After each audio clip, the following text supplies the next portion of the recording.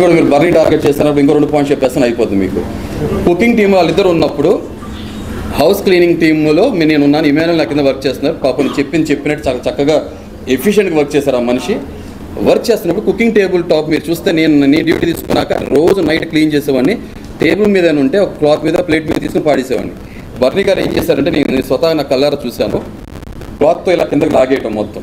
ఇప్పుడు ఏమవుతుందంటే Emmanuel friend కదా, ఇమాన్యుల్ బ్రో. ఇప్పుడు ఆ మరుసటి రోజు పొద్దున్న ఇమాన్యుల్ పాప మా పర్సనల్ వేసుకుని చేయడం చాలా కష్టంగా ఫీల్ అవుతున్నారు. నేను అబ్జర్వ్ చేస్తాను, నాకు చాలా బాధ అనిపిస్తుంది. కానీ షో ఫార్మాట్ గౌరవించి నేను ఏ కింద ఉన్నా కూడా తీసేవాడిని. అలాంటిది మరి ఇదే బర్నీ గారికి చిన్న కామన్ సెన్స్ కదా, టేబుల్ టాప్ క్లీన్ చేయాలన్నప్పుడు ఏం చేయాలి, ఇలా తీయాలి కదా, చక్కగా ఎవరు చూడలేదని చెప్పి క్లాత్తో అటు కింద పడేసినప్పుడు ఇమాన్యుల్ కష్టం కదా. అంటే ఏంటి స్మార్ట్ వర్క్, టేబుల్ టాప్ మీద ఉంటే అది కిచెన్ కుకింగ్ వాళ్ళకి వస్తుంది, కింద పడేస్తే హౌస్ క్లీనింగ్ వాళ్ళకి వెళ్ళిపోతుంది కదా. ఇది ఓవర్ స్మార్ట్నెస్ కదా, ఇది ఎవరు చూడట్లేదా, నేను చూసా.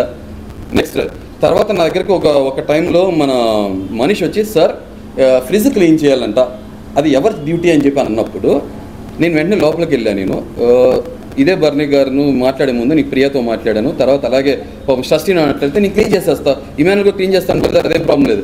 వెంటనే బర్నీ గారు అడిగితే దాన్ని నేను చేసేస్తా.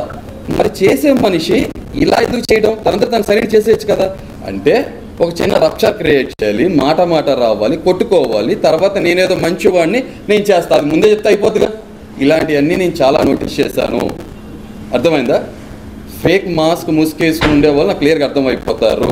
మీరు కూడా చూస్తారు, ఇన్ని ఎపిసోడ్స్ చూసుంటారు కదా, ఆయనలో ఒక సైడ్ మీరు చూసారు కదా, అది ఎందుకు మిగతా దగ్గర క్యారీ అవ్వాల? వాటర్ వేసుకుంటారు, ముద్దులు పెడతాం, తర్వాత గుద్దులు గుద్దటం. ఇది నా సబ్జెక్ట్, నా కాన్సెప్ట్ కాదు. వెరీ క్లియర్గా చెప్తున్నా.